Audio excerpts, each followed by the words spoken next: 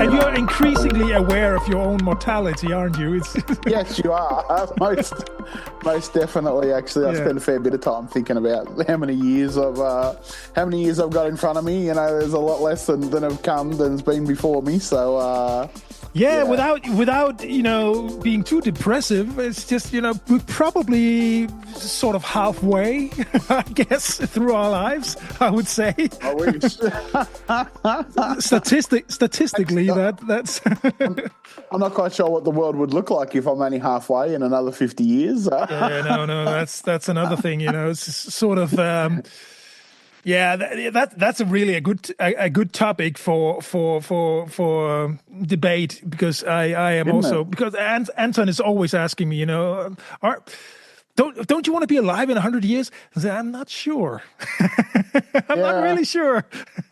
Me neither, to be honest. But hey, that's life, isn't it? So everything's ever changing, and maybe that's how people 100 years ago thought, when things changed then, I guess, the invention of, electricity and cars and, and all this sort of things like that would have been, akin to us, having the internet and all things like that, back in them days. So, exactly. So, it's quite a lot of changes going on. Now, speaking of Italy, I read today that 90% of tourists to Italy only visit 1% of Italy. So the Italian Tourism Board are doing a big push at the moment to try and get people to go outside of Rome, Florence, and Venice. I guess would be my guess as to where the 1% of places in Italy that people go to would be them three. I assume anyway. I agree, and I think you're right. I haven't read that piece, but yeah, it's probably it sounds very true. It sounds very true. Sounds very accurate. Let me see if I can find it. Yeah, we could put the link up in the notes. Really, we should do that. Yeah, I think it was. And while Mark is looking for this, I should probably say hello to all our listeners. This is Southern Summers and Northern Winters. We're back after a couple of weeks because I've been traveling in Tuscany, Italy, and we're going to talk all about it today. And Mark, have you read the news about Jeff Bezos in Venice, his wedding? Did his wedding get cancelled or something? Did I? No, I haven't. I think they just moved it to another location because originally it was to be held downtown Venice. I mean, literally for 350 or 250 people. And the most crazy thing I heard was that for 250 people, they have 90 private jets coming in. That's crazy, isn't it? Hey, how the other half live, isn't it? Yeah, certainly not. That is true. Certainly not how. But it's I live. It taps into a theme about over tourism and the reason why the local people in Venice who can sometimes barely afford to live there, they oppose this tourism trend that the big cruise ships, big private yachts coming in. Making a fuss and making prices go up anywhere they go. So I mean, local people. I read somewhere if you live in Venice, all the local shops, they are now tourism based. So if you need to fix a sink or anything out of the ordinary. You really have to go far to get anything just that a tourist wouldn't be interested in. You just can't get that locally in Venice anymore, which is really sad. So it's becoming like a big museum, a big living museum with really very few locals actually living there. And we've talked about this previously in other episodes. It's the same thing in Barcelona, and Yeah, yeah.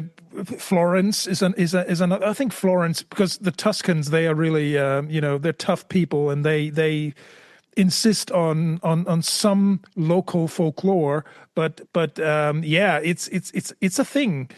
And what you're saying about 1%, or most tourists only go to 1% of the Yeah. attractions. Yep.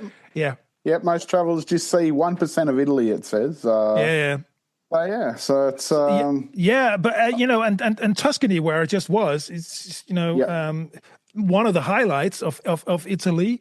Um, Me and the family went to Lucca, which is about 20 kilometers off the coast of well, just behind Pisa, really, and our hotel was yep. located really exactly in between Pisa and Lucca. So yeah, and I've been coming there for like 30 years, on and off, and it has an effect. Alex, my wife, said, it's so soothing. It's just so it calms you down in a way that no other place in the world does. Have you ever been to Italy, Mark? I have been to Italy, but I've never been out of the city in Italy. I've really only ever been to Rome and Venice. Yeah, I've been to Florence once for a day, but I've yeah. never explored sort of outside of there. I guess maybe it's something I need to do. So I'm one of them people who have seen 1% of Italy, and I guess for everyone that's only seen 1% of Italy, it makes it better for travellers like you who see the other parts of Italy where not so many tourists are, I guess, Yeah, doesn't it? well, yeah, yeah. Well, I've definitely seen quite a bit of Italy, but I would say maybe close to 10%. I don't know, Yeah. but because we live in Munich, and we're only a few hours drive away from Yep. northern Italy, so. South Tyrol is what, and we actually had a stopover there on the way home. We actually had an overnight stay in Bolzano, which is in the northern parts of Italy. So yeah, I have seen a bit. What makes Tuscany very, I don't know what makes Tuscany very interesting to me, and what makes me relax so good is the way that it seems like life is as it has always been. It's just like well, we this is the year 2025, but we live more or less in the same way as we did 200 years ago. I know they have modern commodities, they have Yeah. cars, electricity, all of that, but still, they are very local oriented. Yep. They are really very local oriented, and that's really comforting to see. There are places where, of course, they see the news, they hear about what's going on, they are well informed, but still, I care about my food, what I'm putting on my table this evening, and I only want to do with good ingredients, and I only want to cook with good ingredients. So stuff like that, they're very. Yeah. This is important to me, and I guess the reason why I find that so comforting is that I can tap directly into those values. It's just, it's just, well, the world can go crazy, but here within my four walls, I can control this, and That's it. I know what I want, and I know what I like, and so the Yeah. Tuscans are very much like that. I guess Italians in general are very much like that. So I just enjoy that. the wine and pasta was good then. Exactly right, and the pizza, and yeah. So we stayed at a very nice hotel. We could get everything we needed there. Breakfast was included. Yep. We could have lunch and dinner as well. It wasn't included, but only breakfast was included. But anyways, yeah, and there was a pool, a very nice pool.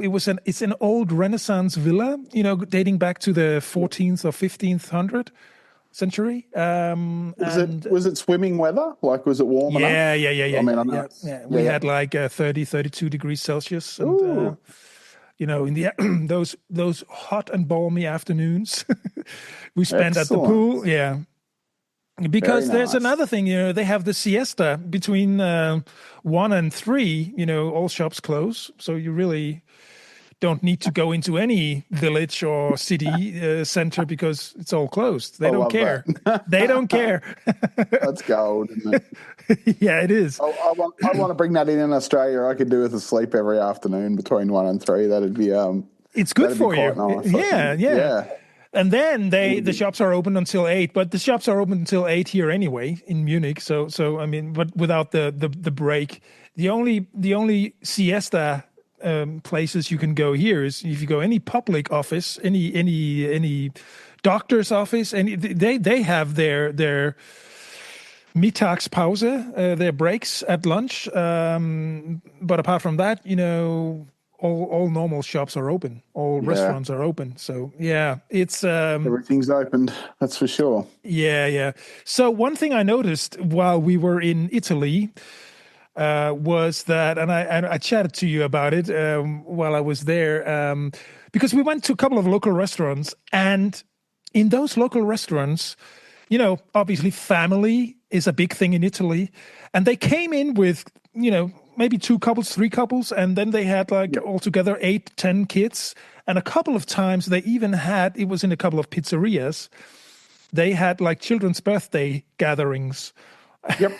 So there were like 20, 25 kids making a whole lot of noise. And I mean, Yeah. really loud. But the Italians, the locals, they couldn't give a shit. That was just, they were sitting at a table in the other end of the restaurant, and the kids were, just having a ball in their corner of the restaurant. And if you were sat in between, you were just unlucky because as tourists, we were sitting rather close to a gathering of 20 kids one evening. Yep. It was just very noisy, and just occasionally an adult would come and say, kids, can you tone it down a little bit? But they were all over the restaurant. It was an outdoor restaurant, so they were also just running around the area. But still, I could tell that other Germans and other international tourists, they were kind of, whoa, this is loud. So how are the Australians in terms of kids and, unbehaved kids and unattended Oh, kids? I would say their parents are probably telling them to be quiet, like, or be as quiet. Or if you can't be quiet and you're inside, go outside. That sort Yeah. of play.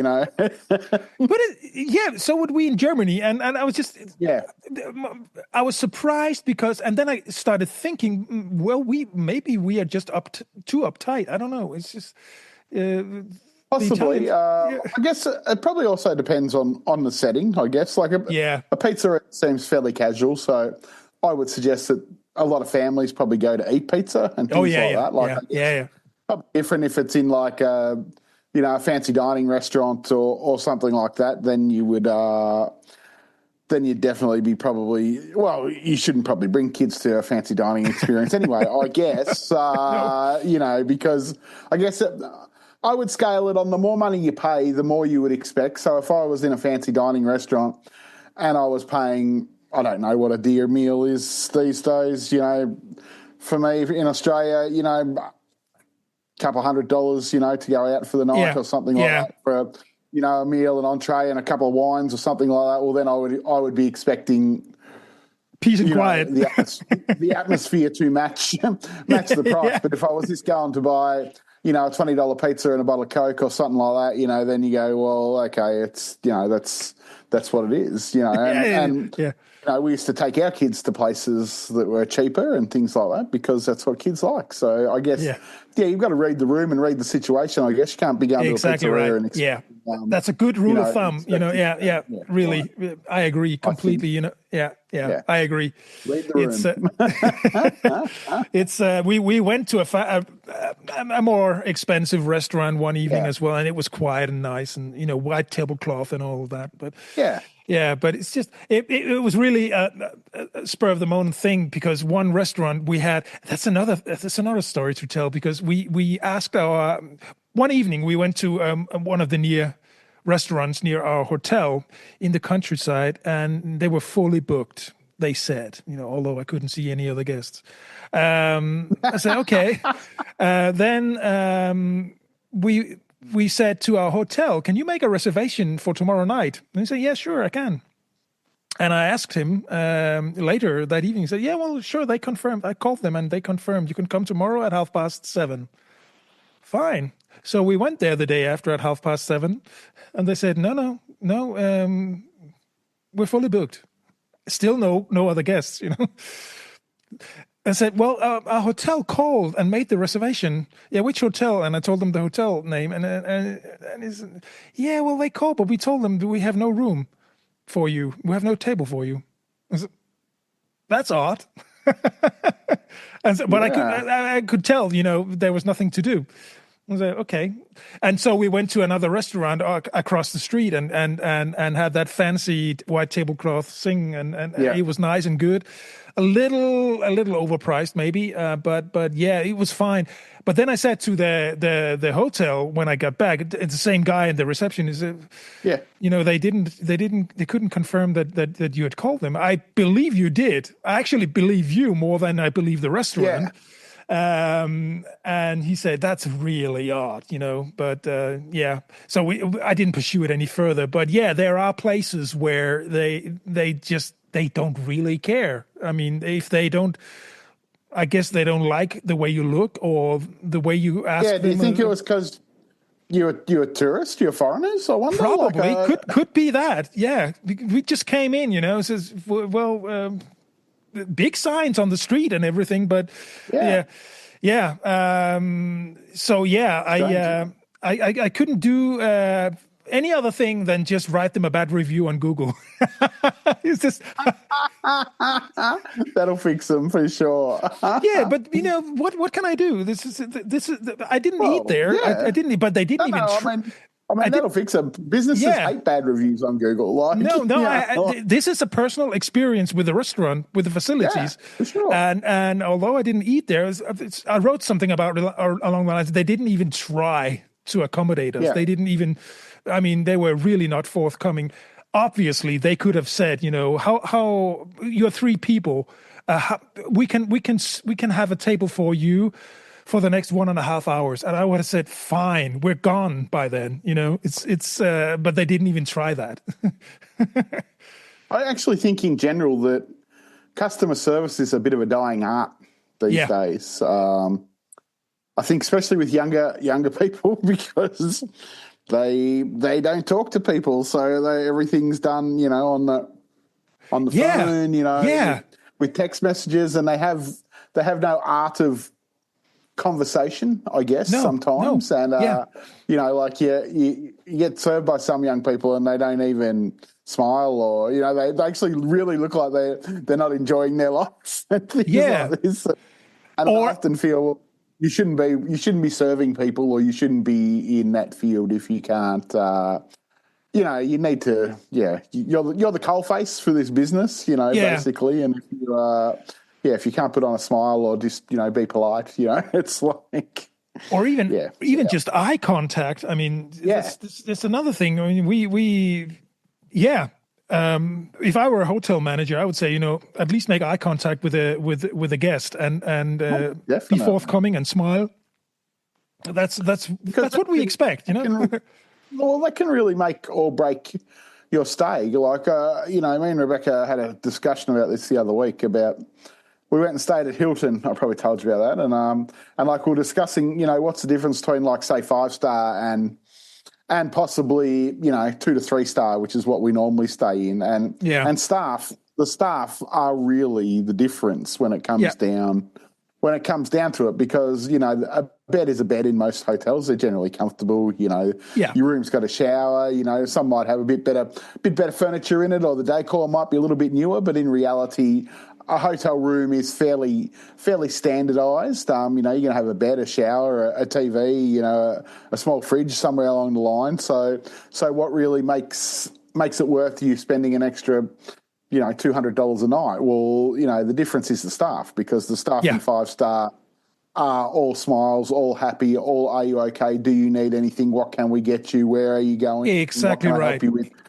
On and on and on and on and on. So really, if you yeah, that's what I mean. Yeah, if you get bad service, you definitely tend to remember that and possibly not go back to places through bad service. Yeah. And that can be, just from as much as someone at the counter, not saying hello or not making eye contact. Like you said, I remember checking in a bag at an airport in Malaysia, in Penang, on the belt, where you put your luggage. And this girl, she checked us in while she was on her phone. She did not look up the whole time. She just looked over at the weight and said, "Can you put your bag on?" She checked the weight. Okay, off it goes. While she was on her, on her phone the whole time. Honestly, it was that would piss me off. It did. I was like, I was pretty annoyed about it. Like, she was just, I could tell it was personal, whatever she was doing. But she basically really didn't look up just to say, this when we got there, "Hi, can you put your bags on the thing?" Yeah, and she just kept on her phone. And like I said, just checked the weight, put the tag on, sent it off, and kept on, put the next bag up, can you? So that's unheard of. I mean, if in any place I've ever worked, that would be a cause of a serious reprimand. Definitely. And if you do it again, you would probably get fired. I must admit, it's really prevalent in Asia. Like, it's an even bigger part of the culture than it is in other places. I find you go in anywhere where people are working, they're on their phones. I don't know whether it's just allowed in Asia or not, but. Or whether, I really don't know. But they're always people who are working in shops or anywhere are always standing around on their phones. Well, I guess in totalitarian states, it allows the state to monitor what people are doing if they're constantly on their phones. I guess you're right. It does, doesn't it? We don't want that. We want a democracy where. The president of the United States can drop the F-bomb wherever he likes, and things like that. Yeah. It's Well, we are getting less formal, aren't we? We are getting less formal in general. I mean, even in Germany, which is a very formal. We have, particularly in terms of if you in your work life, you're still rather formal. And you use the formal way of you with your last name and all of these things. But in general, the world is getting less formal, which is good and bad. There was one guy who said to me a fellow living here in Munich. He said, also a Dane. He said, we can laugh because Danes, we're only on formal terms with the royal family, really. But he said, there's a nice way of distancing yourself from things if you're formal with your customers, your patients, or whatever, and it makes you aware of what the relation. You never forget the relation. Blurred lines. So that's kind of nice, and when Anton was a kid, he went to self-defense course, the standard mandatory in schools. And there was a guy there from the police. He said, in schools, kids are also on formal terms with their teachers. Because it's good practice for kids to not be on informal terms with any other adults than people living in their household. Because if kidnapping or any other crimes happen in a public area, and you can hear the kid saying, calling the adult in informal terms, you will usually know this is not just a parent-kid thing going on, because kids have meltdowns and so if it's just in the informal way of you and on first names, people will know, well, this is just family stuff. But if it's in a formal way, the argument is going, that's usually cause for concern. So and since Yeah. I heard that, it's just you're right. There is a distinction there, and I kind of liked that. That it's automatically, if a kid is on formal terms with an adult, they don't know they don't trust that adult automatically. Yeah. Yeah, yeah, Yeah, no, that's a good way to look at it, I guess, isn't it? yeah, So, yeah, yeah, like you said, there's good and bad. It's much like, I guess, it's much like the pizza shop. You really got to read the room as to, who you are, I guess, more formal with and who you're, more informal with. yeah. Independent what situation are and what you work, where you work and, and where you are. I guess if you're, you're around a pool at a resort drinking cocktails or, you're informal with everyone having a chat, I guess. That's But if true. you're in I guess if you're in a corporate setting with bosses and other colleagues, well, then you probably don't want them knowing your business outside of work as well. So Exactly.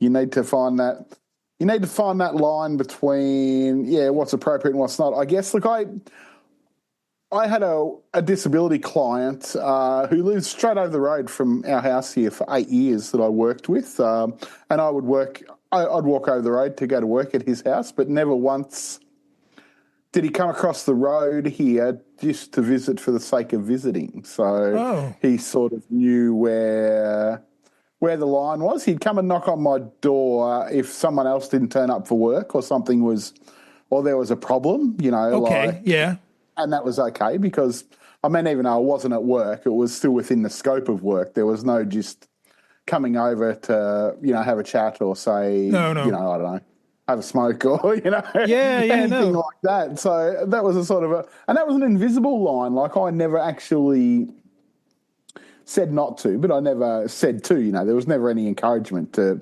come over or anything like that. And he never did. So, I guess so that was a sort of a formal, informal relationship. Yeah, but it's again, it's a matter of reading the room or having that empathy, sense of empathy. What's okay, Definitely. what's not. Yeah.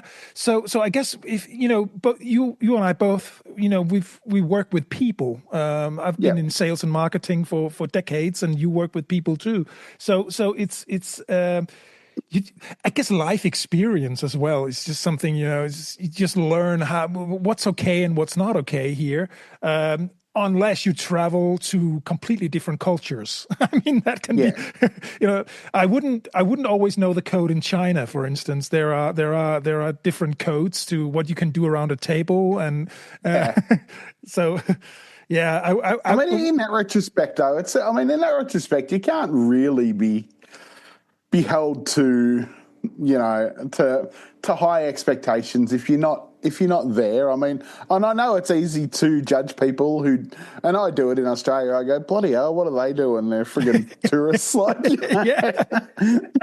But reality is, if they don't know and you don't know, how do you?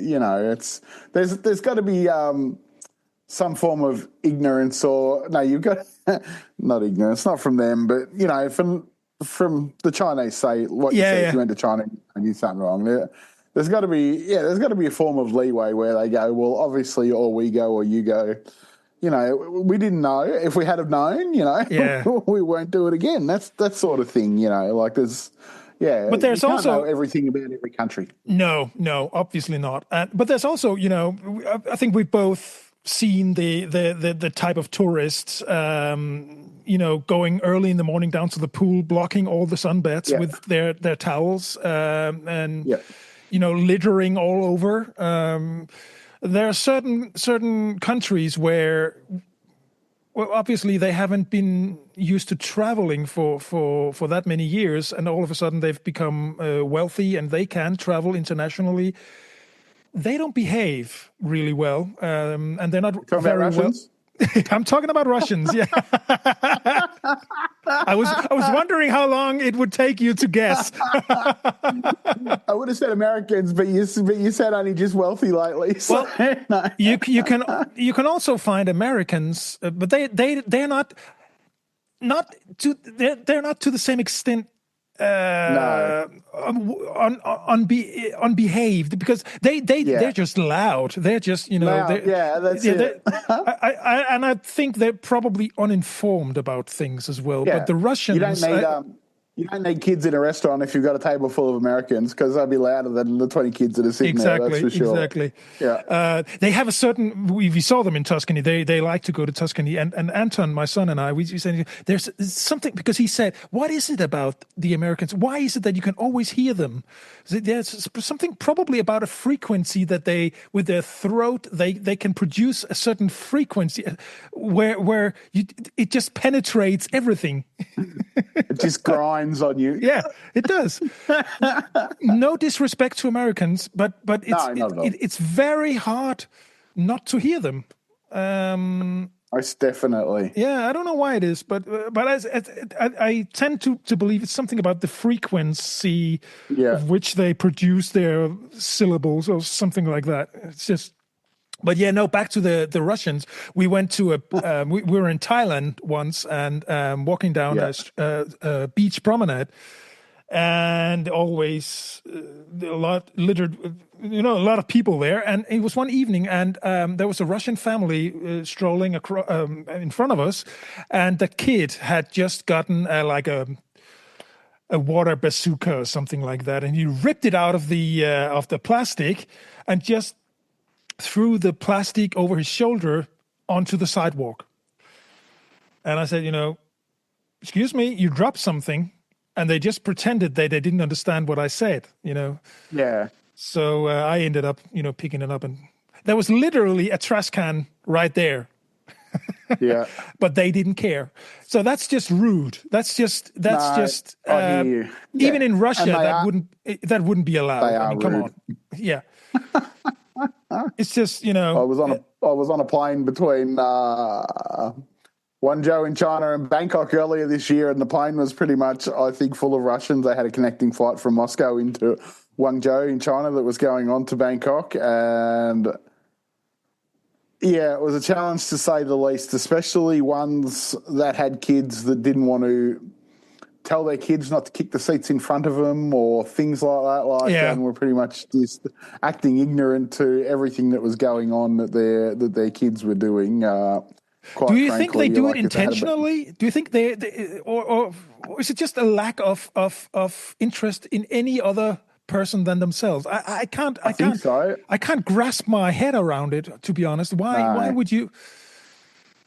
Look, I myself would feel embarrassed if my kids were doing that to another adult, I would be making them stop, so. Yeah, I would almost go, into an Englishman's shoes there and say, I'm so sorry that my kid is misbehaving. I'm terribly sorry. Can I, but they just. Speaking of, actually, that reminded me of something. Speaking of saying sorry is actually a word that doesn't really exist in China. Oh, no one says sorry. Okay. Willow was telling me about this, because she's like a lot of Western people. We say sorry at the drop of a hat for things that we're not even really sorry for. You just say, it's just a polite remark. Or something like that. Everything's like, oh, sorry. When and Chinese people never say sorry. It's just basically something that never gets said for anything really in China, which I found quite bizarre. So I will dig into this more when I go to China next week in 3 weeks' time. So that's interesting. They just don't say sorry. They're not sorry for anything. I guess it's not. It might be worded in a different way, but they don't. Yeah. There's no formal admittance of guilt, basically. I think so. Yeah. Yeah, but they have a thing with. I think we oversay it. Yeah, absolutely. Yeah. In Australia. Yeah. For everything, things that we're not even sorry for. I was having this conversation the other day.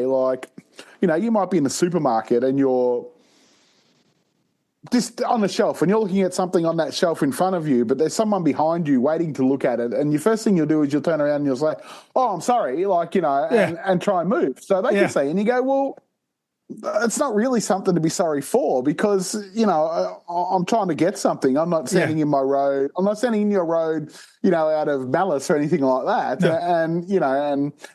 So I think that the sorry is overplayed for things that we don't necessarily need to be sorry for Exactly. sometimes. You know what I mean? Like, because, but that's something I see that all the time. Yeah. Yeah. Well, I guess because in Asia, there's a code of, pride and particularly the Japanese, they have, they're very proud people and sense of honor and integrity and I guess the Chinese are, more or less the same. So some sort of admitting regret would probably be, would probably exist, Yeah. Yeah. Well, but it says here, I just quickly Googled it. Why don't Chinese people often say sorry? And it comes down to that whole Japanese-Chinese thing that an apology could be a sign of weakness or losing face, so individuals avoid saying sorry and try and find other ways to, express regret and things like that. So I can see that happening. Yes, definitely. Yeah. So that reminds me of we talked about Russians already, but a good friend of mine, he lived in Russia for a couple of years and worked there. And he said, one thing he noticed was that the Russians don't smile very often. And along the same lines, as you just said about the Japanese and Chinese, it's apparently, if they smile too much, people will think they're weak. They're trying to achieve something and they can't be trusted. For whatever reason, that has become a thing. Because I would say, a smile and a nice greeting is just, Well, it doesn't hurt. Like no one. A lot of people are afraid to say hello to people these days. Like when I'm out, I try and make anyone I have eye contact with, whether I know them or not, I try and say hello. Even if I'm walking past and I don't know them. Like if they, if you look at them, I say, hi, how you going? And keep going and things like that. No matter where I am in the world, I'll do that. And like I find it a lot here. I often take some clients for a walk. There's a lake around, about a 4-kilometre walk around a lake in a town not far from here. And, there's a lot of people out and you watch some people and they say you come in and they look down, and things like this because no one wants to talk. But every person I walk past, even if they're not looking, I actually make a point of saying, hi, how you going? Or good morning, and things like, because I think, we're losing that that sort of nature, or that not nature, but that sort of conversation where you can just say hello and it doesn't hurt and it doesn't mean it doesn't. I'm going to stop and talk to you, or it doesn't mean it promotes a more friendly environment. I think sometimes, and Australians are very friendly in that way. They are. So, I literally, and it's not just because I'm talking to you now, Mark, I've literally never met unfriendly Australians. Never, never. Not even in a stressed situation. Even in China, like I'll walk around in China and I can see people looking at me because for a fact, I'm Australian. I'm a larger person. You don't look Chinese. I can say that. So that's it. And they look at me and so I say, "Hi, how you going?" And things like this. And like I said, I told Willow I was going to get a T-shirt made up that said, "My name's Mark and I'm from Australia," in Chinese writing on the back of it. Yeah. She said, "I'll kill you if you turn up in China with that." So okay. I won't. But like anyone who, for a while I was sort of like, oh, they're talking about us, and now just when I see them, I say, hi, how you going? So I think just embrace it. Like it doesn't hurt. They're just curious, and some people are curious. Some people are curious. Some people are just actually snobby and don't want to talk to you. But that's a whole different thing. Yeah, that's another part. Yeah, well, the thing is, here we live in a. You've been to our home, Mark, but we live in a sort of. You from the main road, you go into, there's a long driveway, and then you go into sort of like a park, and we have 4 or 5 living houses or houses with apartments in them. So we have to go through a fairly large garden actually, and sometimes there are people walking around here. This is a private area, and there are people Yeah. walking around here. And if we've never met them, if we don't know them, I will always make an effort of saying, "Hey, how are you doing?" Yeah. And because I want to make sure that I can identify them again. Yeah. If we have had break-ins, burglaries. Yep. So yeah, but there are elderly people living here, so they have nurses coming, and Yep. these nursing agencies, they tend to have a high staff turnover, so there's always Yeah. new people coming and New going. So people. yeah, but I always make sure that I can sort of I've met this person before, so I'm Yep. okay. He or she is allowed to be, yeah. Yeah, so it's a good way of just taking the edge of Yeah. anything. It's just, as you say, hello, how are you doing? Can I help Yeah. you with something Most here? definitely. Yeah, yeah, And some people stop and have a conversation with you. yeah, Like yeah, especially Chinese people. Well, where my daughter lives, like I've said before, it's not big for foreign tourists, but big for domestic tourists. So a lot of them want to know why have you come here? Do you like our city? yeah. Things like that. Because they have a lot of pride in their city and things like this. And so, I always say, yeah, no, it's really good, like it, love it, all things like that, and because I'm not there to hurt anyone's feelings, whether I think it's a nice city, there's nothing greatly outstanding there to do, but I'm Yeah. not going to say that to them, like No. if they're, to say, yeah, no, it's a really nice place. It's clean. It's the water's nice and blue. The sun's out. Exactly. So things Exactly. like that. Like it doesn't Yeah. hurt to, like I said, no, that's a spam caller. So I'll shut that Okay. off. I and another thing that we need to touch base on. You went to see Katy Perry, didn't you? I did go and see Kate. Actually, I've seen a few good things in the last couple of days. I went and seen Oh. Katy Perry, and she was excellent. I must say, better than I expected, better than I thought. All right. Yeah. Very much a stage show in the sense of what I think you would see with Taylor Swift or someone like that. She had different phases of her show, as she called it, where she would sing new stuff and then old stuff. And so, yeah, it was sort of designed a bit like a stage show musical. It had themes through it, and she flew from the ceiling, and all different As things they like do. that. Yeah. That you do that she would expect, and spent a lot of time talking to the audience, and inviting people up on the stage and things like this. So really trying to Make a interact party. with her, Yeah. with her crowd. Yeah. Yeah, and hence why she's been in Australia for a month. I think she had like 16 or 17 concerts in Australia, so Wow. in different cities. So she'd been floating around Australia for a while because she's always been highly popular in Yeah. Australia. So yeah, Yeah. I really enjoyed it, and I'd go see her again definitely if she came Yeah. back. She sounded good. She sung enough of her classic stuff that everyone knows, and only a small amount of stuff off a new album, which really wasn't.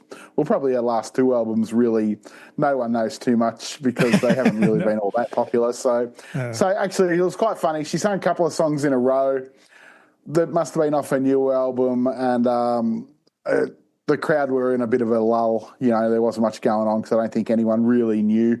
And then straight off, she came out with one of her hits, and she said, so you all know this one, do you? Yeah. And wound the audience up. But, it's sort of one of them things, I guess. So we've talked about this before. I think our artists want to keep making new stuff, but it's probably not as appreciated as what their classic stuff that they're known for is. So, Exactly. So I guess as long as they see a large percentage of stuff that they're known for, because that's why people are literally going to see them in reality. They come for the hits. It's had a really good night. Like I said, took my 17-year-old daughter, so it's the first time me and her had been to a concert together. I'd been to a concert twice with my other daughter, so So it was that was quite good. And today I actually went to the cinema with my wife. We Oh, had that, and I went and seen the new F1 movie with Brad Pitt. yeah. Really good.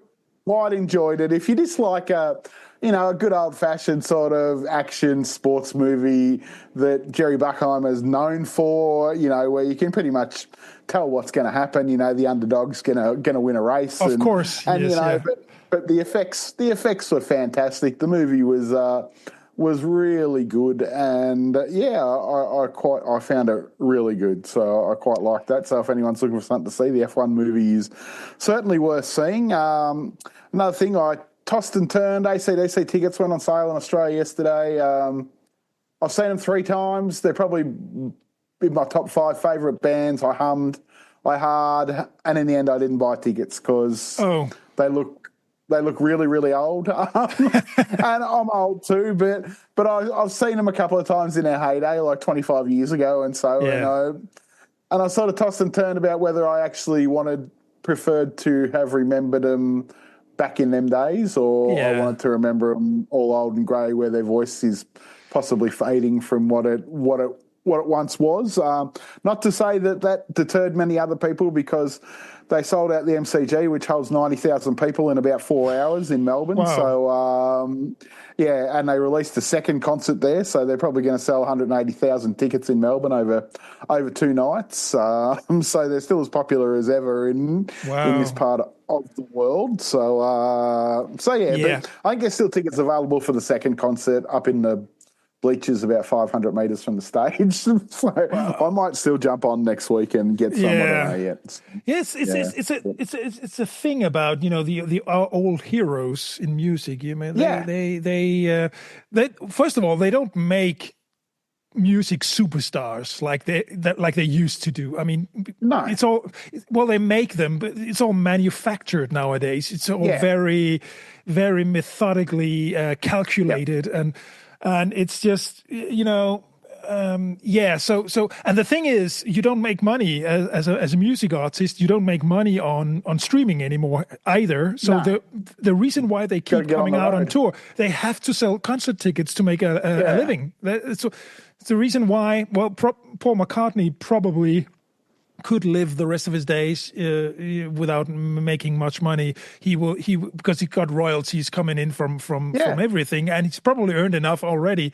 But he still goes on to. It's like the old circus horse. What do you do when you don't do what you love to do? So I mean, there's obviously a reason. Like surely the same with AC/DC. Angus Young's 70. Surely he's got enough money in the bank to last a million years over, literally. So, they still love what they do, I guess. Same with Paul McCartney, all these older guys that are still banging around at 70 years age, touring the world. I think AC/DC were in Europe last year. They've just been in America. They're going back to Europe, I think, next month, then Australia. They're on. And you go, well, why? Why would you do that to yourself at 70? Yeah. But obviously, there's a drive there, and you still love doing what you did, 50 years ago, I guess. So we just had just about a week ago, we had Guns N' Roses here, and a friend of mine, he's a huge Guns N' Roses fan, and he went to see them and obviously Axl Rose, and he said, it took a while until Axl Rose had warmed up his voice, but then he could actually still do some things that weren't too horrible with his voice. I mean, he could actually sing decently. They were another one of my top favourite bands that I seen probably 2 years ago, and I've seen them maybe 4 times, I think. I think 1987. I first seen them in Melbourne, and I've seen them. I've seen them in 87, 93. I think I've seen them in 2017 and 2023. And they're another one who, you can definitely tell his voice is on the downer, because he had such a unique voice. He did. Axl Rose. He did, yeah. And so, he'd be another one I'd go, do I? I don't know. I don't know whether I'd go again or not. Yeah.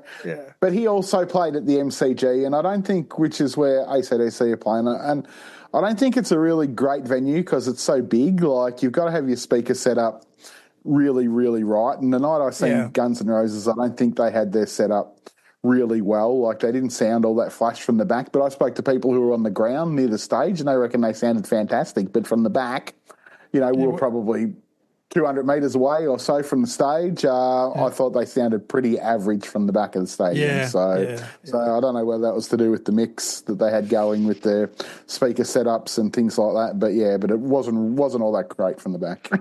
It's what they the sound engineer sitting in front of the stage. It's called front of house, and it's just it's not an easy task. I wouldn't. I can imagine the bigger the stadium, the harder it'll be, and especially ones that don't have a roof. Like, it's a bit easier if you've got a roof as well. Like, the MCG is one of the 10 biggest stadiums in the world or something. Yeah. So it's pretty hard to engineer a great sound, I think, in a place that big. But once upon a time, when I was a kid, no one used to play the MCG because it was so big. But now a lot of these artists, they come out and play it because they can get away with one concert, or something like that at 80 or 90,000 instead of having to play. I think the next biggest one is, Melbourne's a city of stadiums. They've got Marvel, which is 60,000. There's a big array of stadiums in Melbourne. Yeah. You can say up to not. Well, when Taylor Swift played the MCG, her setup was. Actually, when Ed Sheeran played the MCG, he played right in the middle, so in the round, as they call it, and they had 108,000 people there or something like. So if you play it right, you can you can do one night basically and be gone. Whereas if you play in small stadiums, we had Adele here in Munich. I think it was last summer. It was in a big convention center outside of the city, and she built up like whole stage and seating arrangements and everything. I think for probably 16 people, 1,000 people a night, and she played there for a whole month. And that was the only venue I think she had in Germany. So people would actually go. Speaking of tourism, people would come to Munich. I think it was in August last year, and they would come the whole month to see Adele. Because that was the only place in Germany she would play, she would go. Yeah. So that's how you can do it. It's fairly, I guess, green and in terms of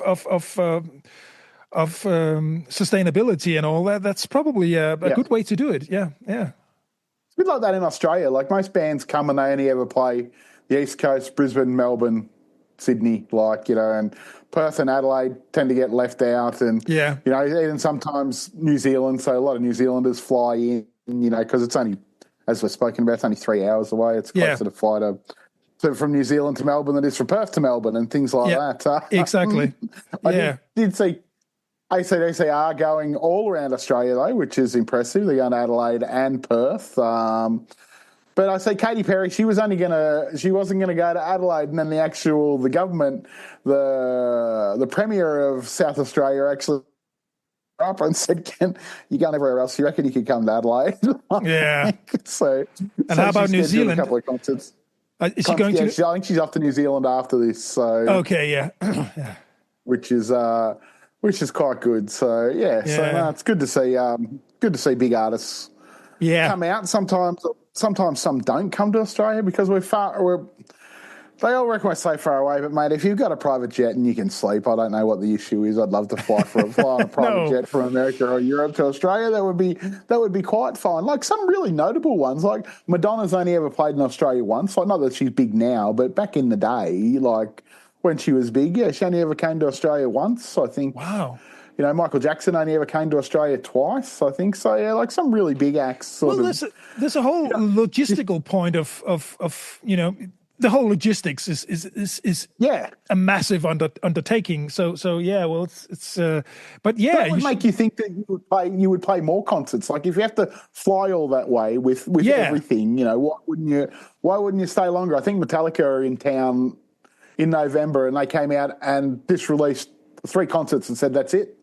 No more time. We'll just have one in Melbourne, one in Sydney, one in Brisbane. And they could have probably sold three or four out in each city, And so, you often go, I think they're here for a week. Like, they start on a Saturday in Melbourne, then go Wednesday in Sydney and Saturday again in Brisbane. And then they're and then they're out. Like, so you go, yeah, long way to come for 7 days to drag everything, isn't it? Yeah, true. Yeah, you're right. I mean, if you fly all your equipment down, you at least make a longer stay of it. Yeah. Yeah, make a holiday of it. I think, I That keep going too. back Yeah. to Katy Perry, but there's been pictures of Katy Perry all over the place, like at Sydney Harbour, at Kangaroo Island in South Australia, Rottnest Island, like, because she's here for, I think she said 6 weeks. Like, she's on tour. She's on holiday as well. Why wouldn't she be? Absolutely. Yeah. Checking everything out, isn't she? So yeah. I'm going to say one thing, not about Katy Perry. I'm going to go right off topic here. We were talking before about not knowing like local customs and local rules and local laws. So you might find this funny because I was in Germany, when this happened, and I was driving and I really didn't know the road signs. So I was in Freiburg in Germany and I was going into the Black Forest, and you've got to go up some hills and through the forest. And so I see this road sign, and it was like, it had a 25 kilometres, and it had a circle with a line through it. So I thought that meant that 25 kilometres was the speed limit, but I was later notified that means you can't go under 25 kilometres an hour. So this line of traffic about 2 kilometres long behind me, because I was doing only 25 kilometres an hour when I could have actually been doing 50 kilometres an hour or more. So, the sign was to indicate not going any slower, don't go any slower than 25 kilometres an hour, I was told. So that was quite a situation. Cars beeping at me and passing at me and giving me dirty looks, and it was quite funny. Yeah. There are signs here, traffic signs here that we don't use. They probably would apply in Denmark if they were ever used, but they're just not. So sometimes, because I took my driver's license decades ago in Denmark, so when I moved here, there were a couple of things that I needed to be aware of that are common practice here. You always hold back for people coming from your right, for instance. That's just it's common practice, unless there is a sign where it says you have the right to drive before people. Because in Denmark, usually automatically smaller roads coming into bigger roads have to stay behind until all traffic is clear. That's not necessarily the rule here. so it really depends on the situation and how the signs are placed. So, but I wasn't aware of that. So, particularly in residential areas where the speed limits are narrow anyway. They're low anyway. So but still it's good to know where, because sometimes the cops are driving slowly around here as well. So you don't want to do something there. No, not at all. Don't want any fines there. No. So how are you planning? You're going to China in what you said 3 weeks? Are you? Yeah, in about three and a bit weeks. 3 weeks and 3 days. So I think on the 20. What's the date today? Today's the 27th. So on the 22nd we go. So about 25 days. So about 3.5 weeks or something like that. Yeah. We're going to Cambodia first for 3 days, for 4 days, I think, and then China, and then Manila on the way back in the Philippines. Right. So that'll be. I've never been to the Philippines before, so that'll be interesting. But I had a look at the weather in Phnom Penh in Cambodia yesterday, and it was 44 degrees. So I hope it's not that hot when I get there. We have in Europe we have had 40 degrees in Spain recently, and it's just this week we had 34, 35 here in Munich. And today and yesterday it's raining. It's quite stormy actually, which was rather nice, refreshing, and plants and trees certainly do enjoy that. But we're going to have a heat wave again coming from as of tomorrow. It's going to be warm again here. So but 44 is wow. Too hot. It's been quite cold here actually. Been a lot of days around 10 and under for us, which is pretty cold. Lots of mornings with ice on my I saw ice. that. Yeah, I saw that. Yes, Yeah. and a lot of ice, not just a little bit. Actually, the other morning I looked at the handle on it, so I thought I'd broken it. It was cracked. And so there was actually a fair bit of ice floating around the other day, which annoys me because I come out to the car and then I've got to go back inside and get some water and stuff like that and try and defrost it a little bit. And I'm always in a rush. But yeah, there's been a fair bit of frost, as we call it. Winter, so yeah, it's been quite cool. Today hasn't been too bad. Sun's been out, and when it's raining, it's not as bad. But when the sky's really clear, yeah, it's been fairly fresh a lot of days. Don't you have those window scratches for frosty mornings? Well, I don't, because we generally only get